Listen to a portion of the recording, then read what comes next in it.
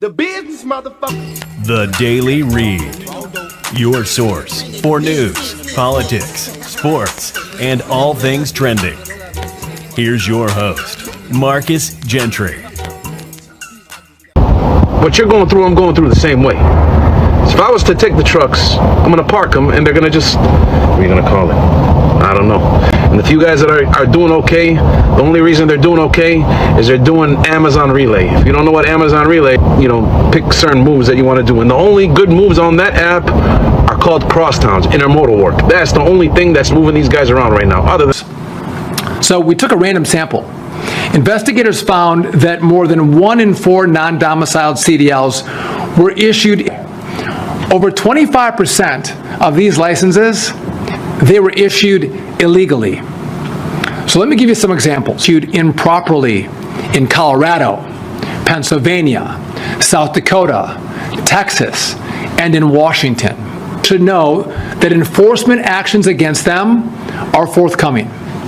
And we expect the list of states to grow as our nation. And I was telling them, what you're going through, I'm going through the same way. So if I was to take the trucks, I'm going to park them, and they're going to just, what are you going to call it? I don't know. And the few guys that are doing okay, the only reason they're doing okay is they're doing... Welcome to the Daily Read, and I am your host, Marcus Gentry. Today we're going to talk about the shortage in truck drivers.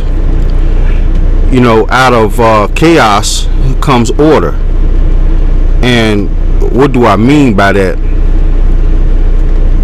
Right now in America, we're in a very chaotic time.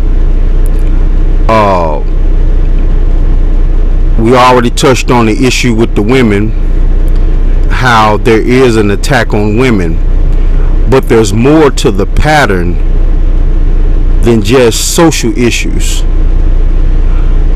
When you're talking about people's income, some of the top paying jobs in America is truck driving. And a few years back, I can remember they was talking about we needed 100,000, 50,000, 75,000 truck drivers. And what they did was, whatever administration it was back then, whether it was Biden, Trump, or Obama, the administration filled those seats up, those truck driving seats, with immigrants, because we needed those spaces held. And this can be a message to you immigrants also, because this is a running theme with America, not just with the women, not just with corporations, trucking. America is a great place, but America will use you up and spit you out. They filled those jobs because we needed to move the freight. But now that a lot of illegals and immigrants are being deported back to their home country, now as a truck driver, your stock is about to go up. Truck drivers used to make almost $100,000 a year, but it has dropped over the years because they filled those seats. It dropped down to $85,000, $90,000 a year. And a lot of truck drivers was noticing the difference in the pay. I never really was bothered by it, not because I've kept steady work. I have kept steady work. I've been truck driving for almost 12 years. But I never really paid attention to the income on a yearly basis, because I've always had a plan to utilize the resources I got to further my family as far as investing in other things. But there are men and women who are driving trucks who are not investing. They're not trying to build legacies like I am. So that's the main reason why I never really stress too much about it. But I can understand if you just a man out here working as a truck driver and you see your pay decrease. But we're going to get into the show because out of chaos comes order. And right now we're living in a very chaotic time with our politics, social issues, and workplace issues. But there will be a stabilization. It might take a generation, but things are going to smooth out. Let's get into it. The industry for truckers is dying. It is being sucked dry by these soulless corporations and lobbyists, and it's got to change. There has got to be a change. There has got to be a minimum freight cost of $4 a mile. There has got to be a minimum driver wage of $1 a mile, because all these companies, you can't haul freight for $2.38 a mile when it costs $2.25 to maintain the equipment and get the stuff moved. At least he's right. I'm gonna stop the video right there. For you non-truck drivers out here who don't understand this, most companies, when they hire you, they pay you like $1.50 a mile. If you own your own equipment, you might get $2.50 a mile, $2.30 a mile. So your pay will increase if you own your own equipment. Here's the problem with that, which is what he's talking about. The problem with this is, when you work for a company, you don't own your own equipment, so the company is liable for blown tires. Tires are $600 a piece. The company is liable for breakdowns when your truck breaks down or something goes mechanically wrong with your truck. So that's why they pay you $1.50 a mile, because the cost of maintaining the truck is on them. Now, the owner-operator side is different. The reason why the owner-operator side is different, because the owner of the truck is responsible for the breakdowns and the tires. So what he's saying is, they keep trying their best to decrease the pay, when it's not worth taking a load from Texas to Oklahoma or Texas to Pennsylvania with the mileage that they're giving you. Some companies have gotten slick to where they try to make you pay for the fuel, which is taking more money out of your pocket. And they filled all of these positions with these foreigners, so they can pay you less money. But now that they're deporting all of the foreigners, the truck drivers are about to start demanding more pay, because it's less drivers out here to get the freight to where it needs to go. I'm hoping somebody in radio land understanding what I'm saying. And if you noticed, when I first started doing my show about 5 years ago, I was a truck driver then, but I was doing my show inside of my house, in my office. Now I do my show in my truck from different states. So it's the difference is now I had to stay out here more to make more money, instead of taking time off to go home and do my show and things of that nature, because of the pay decrease.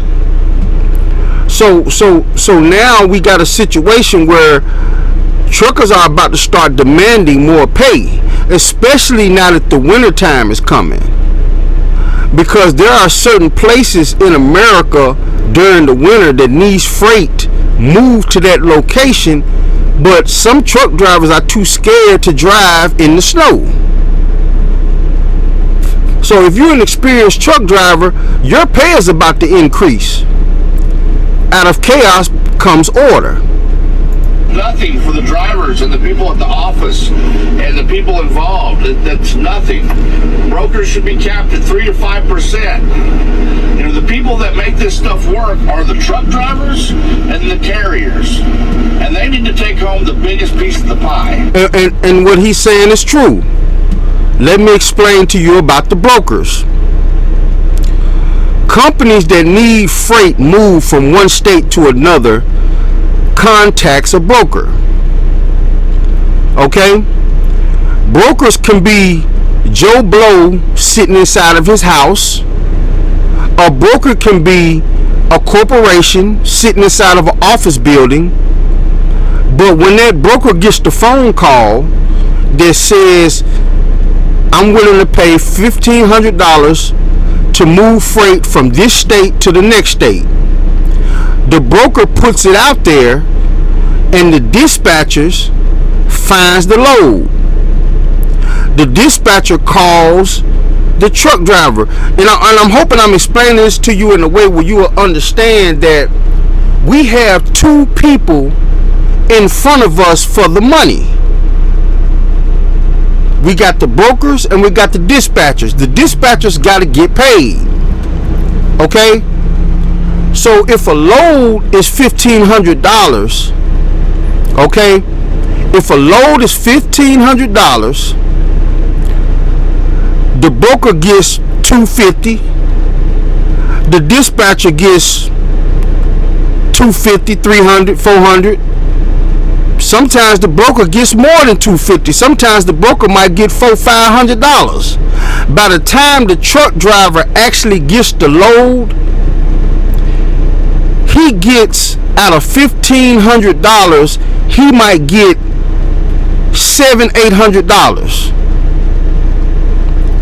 And what this truck driver is trying to tell you, America, is we are the ones that actually move the freight.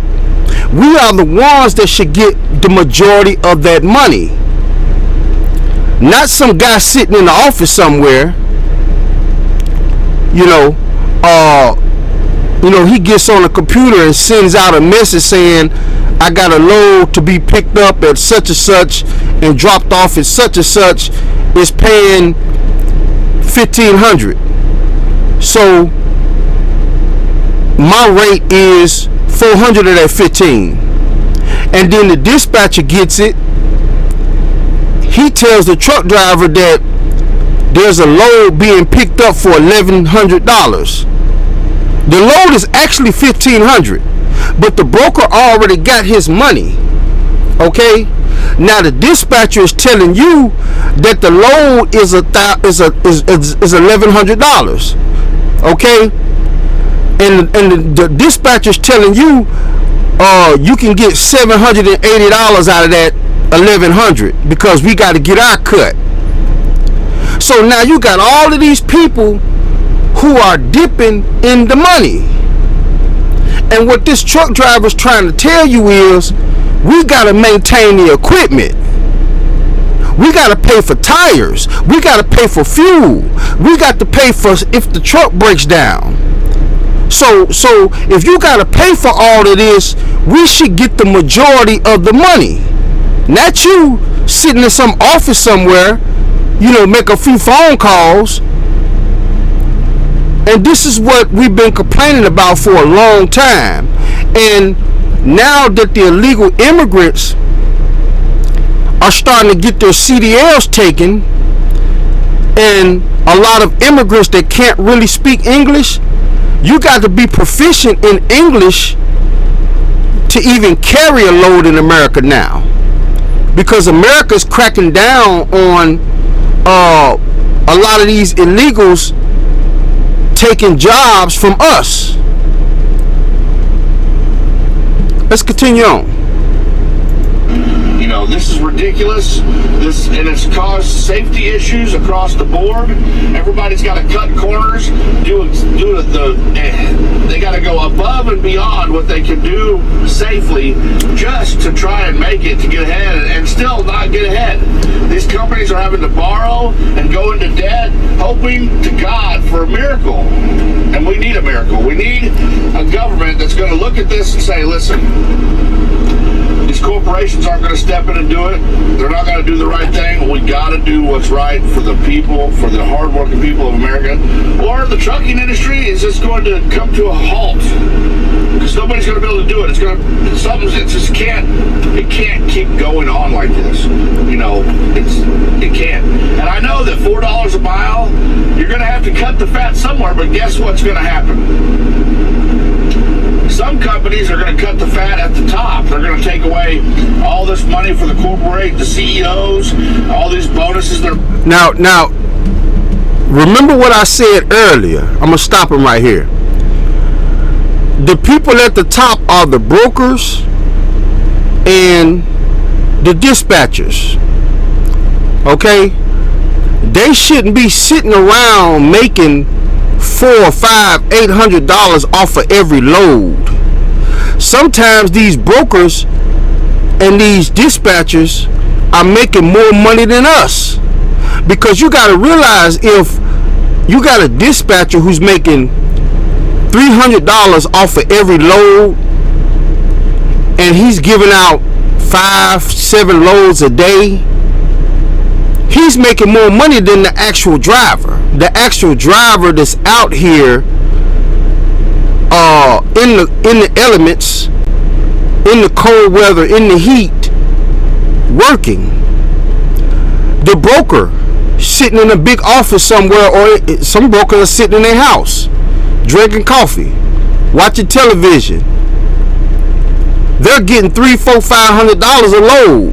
And if he does 5 or 6 loads a day, he's making well over $200,000 a year just being a broker, when the truck driver should be making $200,000 a year. He's the one who's actually out here in the elements, making for robbing people, because as much as they can steal from somebody, that's how they get their bonuses.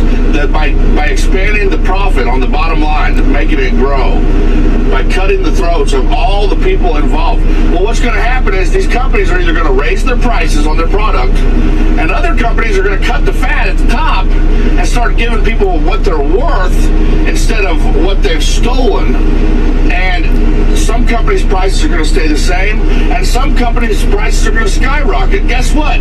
The consumer is going to look at that and go buy the fairly priced freight, where the people made the right decision for the company and for the people involved, all the people involved, not just the shareholders and the profit people and all that. I don't know if you don't know, I'm a truck driver, right? Owner operator.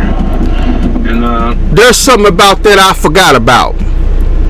Some of these companies are real legitimate nationwide companies, and they got shareholders. So not only do the broker get a piece of your money, the dispatcher gets a piece of your money, but the shareholders, they got to make profit for the shareholders. Some guy sitting at home buying stock inside the company, he gets some of your money. So this is what I'm saying when I was talking. I forgot all about the shareholders, because not all of these brokers work for themselves. Some of these brokers work for actual firms and companies, and these firms and companies have shareholders, and the shareholders want dividends off of their stock. So everybody gets a cut off of every load that we do.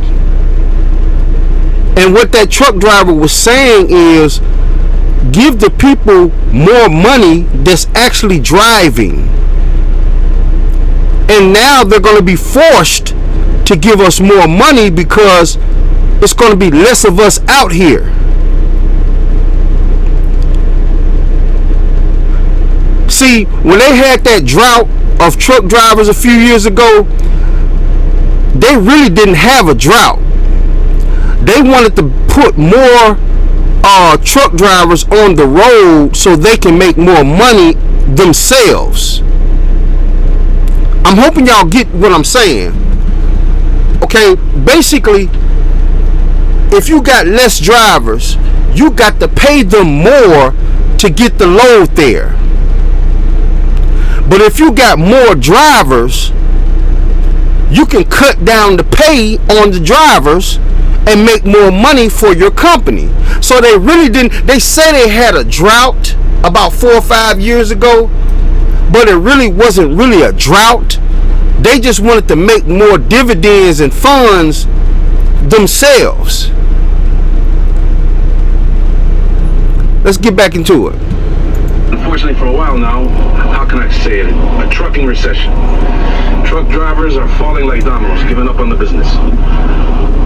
Today was an unusual day. A few of my friends, they post their trucks on the marketplace. They just want to get rid of it. They just want to move on. They're not too many people are looking at, in general, nobody wants to buy. So, like I said, today was a little unusual. A few of the guys called me up and said, why don't you take the trucks, give us a few dollars, and pay us the rest in payments. And I was telling them, what you're going through, I'm going through the same way. So if I was to take the trucks, I'm going to park them, and they're going to be like table ornaments. They're going to gather rust. You can't afford to hire no drivers because it's not worth it. That's number one. There is no work. When is this going to end? I have no idea. This trucking recession, I guess we're going to call it. I don't know. And the few guys that are doing okay, the only reason they're doing okay is they're doing Amazon Relay. If you don't know what Amazon Relay is, it's like an app where you pick certain moves that you want to do. And the only good moves on that app are called crosstowns, intermodal work. That's the only thing that's moving these guys around right now. Other than that, broker is calling to make sure you're speaking, reading, and writing English before you can cover their load. That's right. I got their load coming out of Iowa, going back to Texas. I shouldn't have took you because it's a long wait, but I heard Texas and I said, fuck it, I'm going home. Because I'm going home before the blitz comes. I don't got time for that. But anyway, broker called to see if I spoke English before he let me cover this load. I asked him why, and he said because they're starting to make sure that the loads are going to be able to get where they need to go without any problems. Makes sense to me. Yeah, I read, write, and speak English pretty damn good. It's no problem. But it's a heads up. If you're booking these loads, you might get a call from a broker to make sure you can cover it. Make sure you by speaking English. It's changing times, man.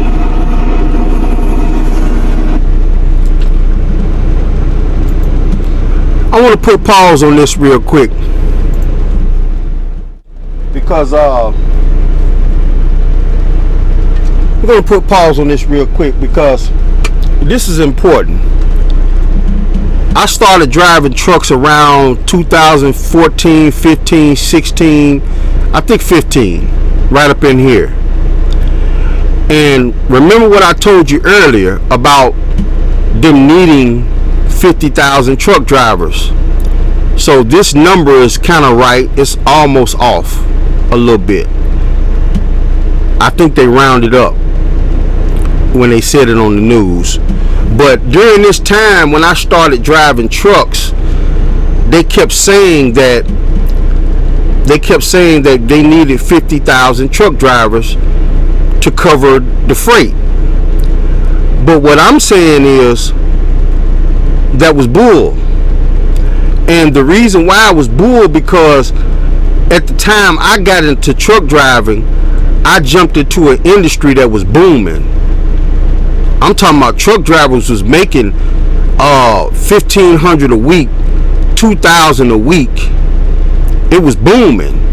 And the reason why it was booming is because there was so few legal U.S. citizens truck drivers out here that can actually read and write English and can move the freight around rain, sleet, or snow.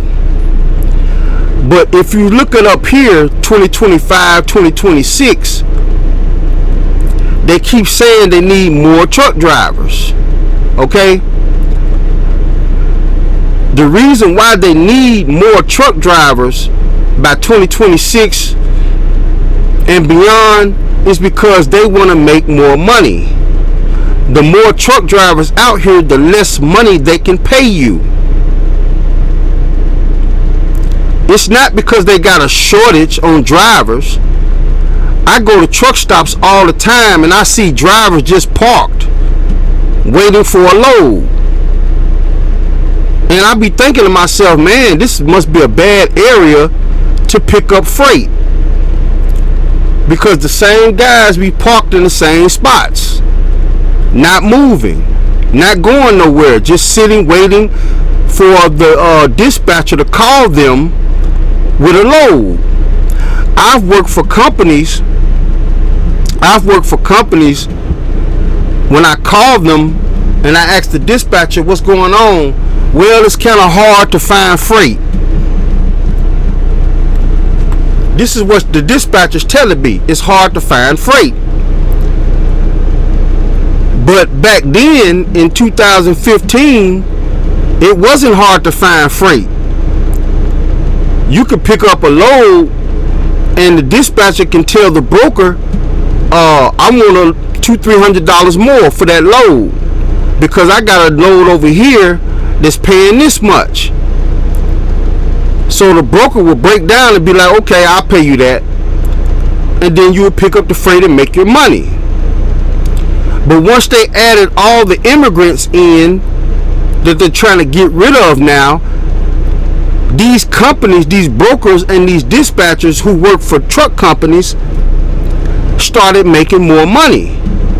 But they started paying us less. I saw my checks go from $1,500 a week to $900 a week to $1,000 a week, sometimes $1,200 a week. And my situation is a little different because, like I said, I'm investing in things for the future of my kids and my grandkids. So I wasn't really worried about a lot of that. But now I'm telling you drivers that you need to make your dispatchers aware that once they start implementing all of these changes, you can ask for more money. Once they start implementing all of these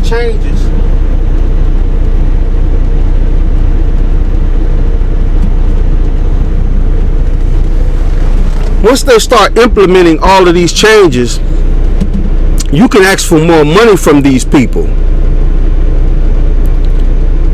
Let's continue on. Good morning, everyone. I am here with Jesse Elison. He is our chief counsel at FMCSA.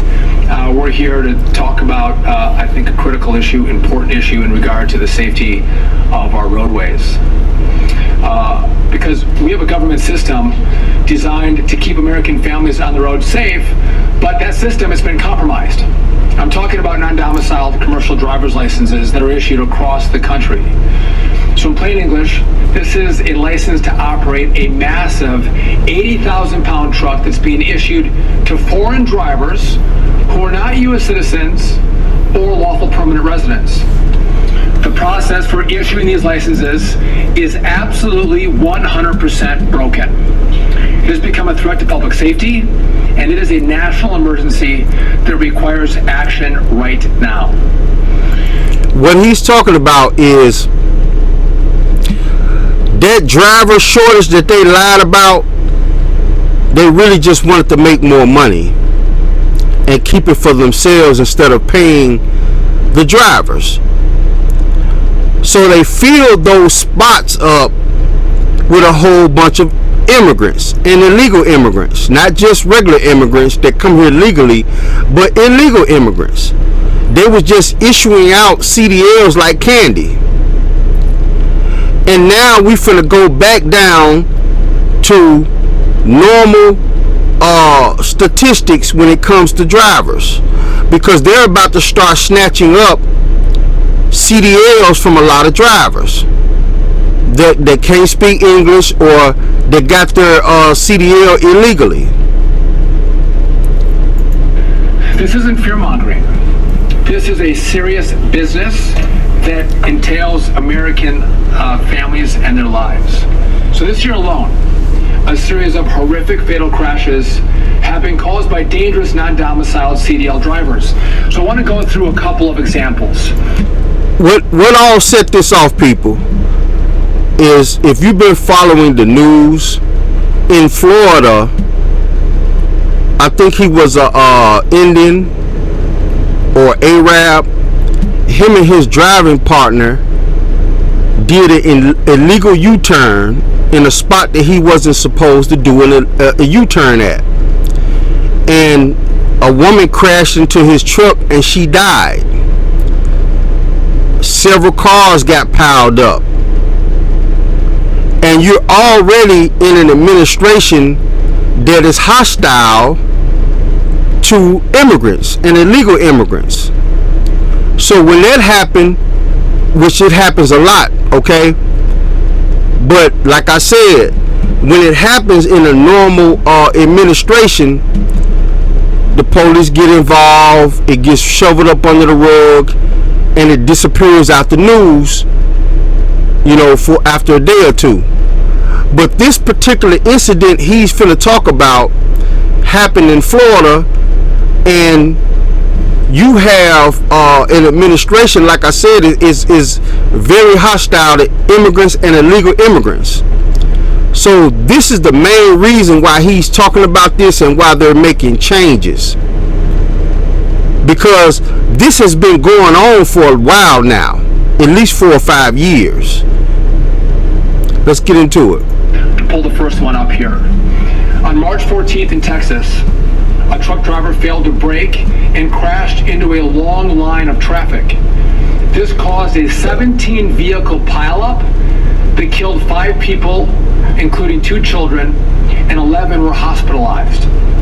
A post-crash investigation revealed a history of unsafe lane changes, ignoring traffic signs, and multiple violations of hour of service rules. I want to go to slide 2 here. On May 6th, in Alabama, a driver with less than 6 weeks of experience slammed his tractor and trailer into 4 vehicles stopped at a red light. He killed 2 people and he injured 4. He had previously failed his skills test for speeding in his skills test. The crash occurred on just his 3rd day of employment with his carrier. And my 3rd example, this of course was the fatal car crash in Florida. This is the one right here that set everything off. The ones he talked about before are incidences that occur often with these immigrants who can barely speak English, who basically was given a CDL after doing the minimum driver testing because they needed the drivers. Let me explain to you what I'm saying, so you really can understand. You know, my people like for me to break it down for them. Remember when I said about the 50,000 they needed truck drivers, which they really didn't. The companies who give money to the politicians urge the politicians to slack off of the criteria to allow them to get more drivers. So the DOT, this is before Trump got in office, okay? This is not me praising Trump. I still don't like him. Think he's a piece of shit. But in this instance, he's right. They cut our pay because they started hiring more illegal immigrants, more immigrants. Some of these people can't even speak English. I'm at the truck stops all the time, and back in the days when I first started driving, I can go on a truck stop and see, you know, black and white American drivers. Now it seems like every driver out here on the road is an Indian, an African, Chinese, Korean, Arab. I'm talking about, there's nothing wrong with that. But when you see these people, you automatically know they can barely speak any English. Now, if they were Arab Americans, cool. Arab Africans, cool. I mean, American Africans, cool. American Mexicans, cool. But when you see these people, and you at the microwave trying to heat up your food, your dinner, and you talk to them and they can barely even speak English, understand what you're saying. And it's everywhere, not just one particular state, it's everywhere. They needed these drivers so the companies can make more money. And now the government is trying to take it back. They're trying to take these CDLs out of the hands of these people. These accidents and bad driving records been going on for a long time. But now that the new administration is in office and they're trying to show people how they're tough and all of that, they're trying to crack down on this now. Earlier this summer, and many in the media had reported on that. On August 12th, the driver who had attempted an unauthorized U-turn on the Florida Turnpike caused this crash. It caused a minivan to crash into his trailer, killing 3 people. The driver had a prior speeding ticket and was non-proficient in English. He had previously been issued a CDL improperly by the state of Washington. He now faces multiple counts of vehicular homicide and manslaughter. So again, in each of these tragedies, the drivers were non-domiciled. We have an obligation to keep the American people safe, and that requires action today. That's why under President Trump's leadership, we have launched a nationwide audit of You see how he threw that in there? Under President Trump's leadership, these people are really just trying to be tough to let people like Trump. I get it. But these accidents by these foreigners have been happening for a long time. For a long time. Okay? You got to understand this. Corporations that give money to these senators and these governments trying to get in power, these people trying to get in power, they were pushing the government to slack off. And now that a new government is in place, they don't care about the millions of dollars that these politicians in the past received, because most of these politicians wasn't with them. So now they finna snatch up these CDLs in a few months, a few weeks. When things start changing, they're gonna have to pay you more. And this is for my truck drivers out here. They're going to have to go back to paying you, especially now that winter's coming. Okay? Winter's coming fast. And they're going to have to move this freight. Rain, sleet, or snow. You're going to have to get out here. And when they start snatching up these CDLs, the pay rate is going to have to go up. Non-domiciled CDLs to get to the bottom of what we think is causing this crisis.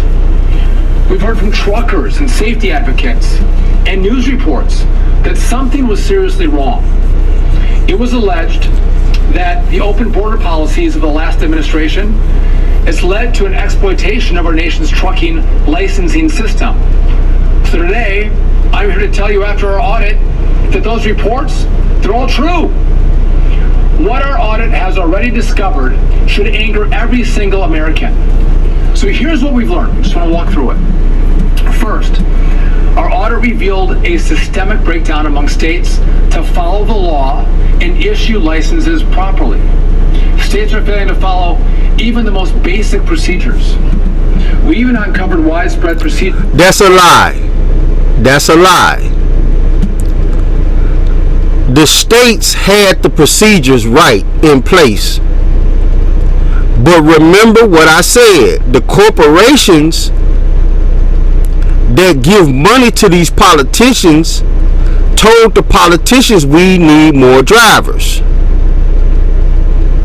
So once the politicians got this money, they called the DOTs and the inspectors and told them to ease up. Then you got some places where they were outright buying CDLs instead of passing the test. So this is what's really going on. It could have been him. He could have been one of the politicians that got money from a past company to slacken the rules on the DOT. But now that he has this position, and now that he already done got their money, he don't care anymore. He just want to make Trump and his people that's in office look good now. Visual errors, computer programming flaws, and a gross lack of oversight in the states that issue CDLs. This means that thousands of licenses that should never have been issued actually were issued. States are issuing licenses that extend months and even years beyond a driver's lawful presence in the U.S. This is a direct incentive to stay in our country illegally beyond their authorized work permit. They have driver's licenses. So in some disturbing cases, they have failed to validate a driver's lawful presence before handing them a commercial license. It's deeply disturbing, but even worse. Our second finding was that the current federal regulations are allowing dangerous, unqualified drivers on American roadways. This means that even when the rules are being followed, dangerous individuals who shouldn't be near a big rig are getting behind the wheel and causing crashes on our roadways. Eligibility requirements are deeply flawed and they're way too broad. They are simply not strong enough to prevent more of these horrific crashes from occurring in America. The system, it's failed, and it's a national emergency. So the combination of a catastrophic failure of states to follow the law and a broken system has created an imminent hazard to American travelers. That is why today I'm announcing two immediate major actions. Number one. I want to say something also about the whole Charlie Kirk situation. Okay? Which ties into this. Now, I'm going to cam up real quick because I want y'all to really understand something when I say it. There was a lot of things that happened when Charlie Kirk was assassinated. Remember what I said on the prior week's show. Charlie Kirk's assassination put Republicans in a bind. Okay? The Republicans was grooming him to be a powerful senator and maybe even the president. There are other men in the Republican Party, like this guy right here, Dewey, Fuentes, Spencer. There are a few middle-aged white men in the Republican Party and black men who they gotta rely on now to take up that slack. Okay, this is not just him trying to look tough for Trump. This is him also trying to make his resume look better for future political gains. Okay, you got to understand. See, we're getting back into the politics now. Okay, for a few minutes, I went off into social issues on my show. Remember, my show started off as a political show. I used to read the newspaper. That's why I call it the Daily Read, and find political stuff in it to bring to you. So now we're getting back into political territory. You're going to start seeing guys like him and a few others who are in powerful positions try to one-up each other and get their resumes as a tough politician out there, because they don't have time enough to groom another Charlie Kirk. Charlie Kirk was probably being groomed since he was a teenager. Okay? That's the reason why they were sending him to the college campuses to talk to the college students, because those college students are more than likely going to be the future voters. So even if he argues with them, he's building a relationship with them. It might be a young woman or a young man who's 20 at the college campus. By the time she's or he is 28 and a certified voter, and Charlie Kirk starts running for president, they might see that and be like, I remember that guy. He came to our college campus and had a debate. That person already has a history with Charlie Kirk. They don't have time to groom another Charlie Kirk. So all of these middle-aged guys who aren't too old, he looks like he may be 55, 48, 55, got a little gray on him. They don't have time to go back and get a young man in high school. They probably got somebody lined up grooming him too, but he's not old enough. So you're going to start seeing a lot of guys like him trying to raise up his resume as a politician, because this job is not going to last long. Once Trump get out of office and the next administration comes in, he might get fired or have to leave that position. So now, by him doing this, which is a good thing, because that's going to up our pay as truck drivers, but by him doing this, you got to understand the long-term gains that he gets from this. And he's not going to be the only one. The whole ICE situation where they're deporting all of the illegals. You seen Bobert, right? Dressed up with a flak jacket on, running around with ICE agents trying to arrest illegal immigrants. Why is she doing that? Most people that's over ICE, you never even know who they are. You never even see them. They just send their agents out to do the job. But she makes it her business to be out there with the ICE agents. Why is she doing that? All of this is to show the people who she is.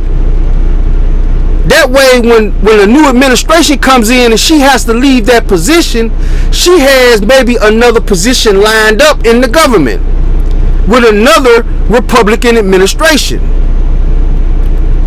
You see how this is being played out? Now, what I'm saying is, what he's doing is correct. But there's also another meaning behind this. Remember what I said at the beginning of the show. Out of chaos comes order. Charlie Kirk's situation was chaos. And it was chaos for the Republican Party. Now they're trying to put things back in order. The situation with the women, how the women across this country, especially black women, have lost thousands of jobs. That's chaos. Out of chaos comes order. And what I mean by that, when I say out of chaos comes order, is some of these women are finna go back into the household instead of being thought pockets out here. Keep your eyes in tune for this. We're issuing an emergency rule that fundamentally overhauls who is eligible for a non-domiciled CDL. These tighter federal standards, they're going to keep Americans and families safe on our roadways. Now, this is not a proposal. this is a final rule, and it is effective immediately. Jesse's going to go through those details in just a little bit, but here's the bottom line. Non-citizens will not be eligible for a CDL unless they meet a much stricter set of rules. Second, and that's going to raise the pay for us. If you're a legal U.S. citizen with a CDL, this is the right time to jump back into trucking. Out of chaos comes order. And if you have a valid CDL as an American citizen, this is the right time to jump back into trucking, because our pay is about to go up. States must immediately pause the issuance of non-domiciled CDLs until they can comply with our new rules. My message is very simple. Get into compliance now, or we'll pull funding and we'll force you into compliance. Nowhere in the country have we found a more egregious licensing situation than in the state of California. That's why the second action we're announcing today is an additional enforcement action against California. So for 2 weeks, FMCSA investigators were on site in California. Actually, the Republicans have been trying to go out to California for decades. For decades. Not just because of trucking. This is another stab at California. Looking at their records. So we took a random sample. Investigators found that more than 1 in 4 non-domiciled CDLs were issued in direct violation of federal safety standards. So let's just put that another way. Over 25% of these licenses, they were issued illegally. So let me give you some examples.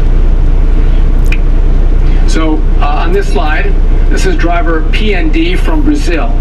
So California gave him a CDL with endorsements to drive a passenger bus and a school bus that was valid for months after his legal presence in the U.S. had expired. They put an authorized driver in a position to transport our kids on a school bus well beyond their date of work authorization.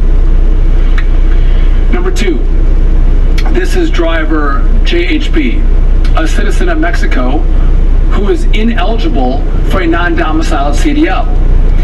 Mexican and Canadian drivers, or citizens I should say, are not eligible for a U.S. CDL. California gave him one anyway, with a doubles and triples endorsement that expires more than 3 years after his work authorization ends.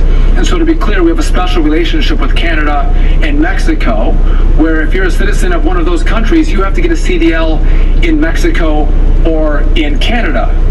You can't come to the U.S. and get a U.S. CDL. So this license completely violates the rules. What he's saying with that is, by me having a U.S. CDL, I can drive in Mexico or Canada as long as I have my passport. Okay, that's what he's saying. But if you're a Canadian or a Mexican, you got to get a CDL from your country. You can still drive in America, being a Canadian or a Mexican, but you got to have a CDL from your country. You got to understand that, okay? Number 1, and number 2 expires after the work authorization. So 2 violations with this license. The third example, this is driver MOC, who is also ineligible as a Mexico citizen. California issued that license that expires more than 4 years after his work authorization ends. Again, another example where the clear rules say this driver should not have a license. And example number 4, this is driver ASV from Honduras. The DMV had no evidence it even bothered to validate his lawful presence before issuing a commercial license with tanker and double triples endorsements. So again, they don't even validate that he has a work authorization and should be issued a license in the United States, and California issued that license anyway. The work document that they had on file had been expired for 4 years, and they issued the license anyway. They didn't know if he was here illegally or not. They didn't validate it. They didn't verify it. It's shocking, and this is an unacceptable failure. It shows a reckless disregard for safety in California, and they should be ashamed of themselves. So California has 30 days to fix this. And by the way, we all know this, but if you get a CDL in California, you don't stay in California. You can drive nationwide. And so those California licenses are driven on roads in every single state in this country. And again, putting American families, American drivers at risk because of the bad action in California. If California doesn't comply. Well, I just wanted to make this clear for my drivers out here. We are about to go back to 2015 levels as far as pay go, because a lot of these people I see out here shouldn't even have licenses. And I'm not saying that they're not capable, but a lot of this influx of illegals came at the behest of some of these companies. Some of these companies needed these drivers to fill their coffers. But now, now that they're getting rid of all of these immigrants, there's a lot of job openings. But a lot of these job openings, a lot of Americans don't want to take them. So I hope you guys learned something for the day. This is the Daily Read, and I'm out. The business, motherfucker. The Daily Read. Business.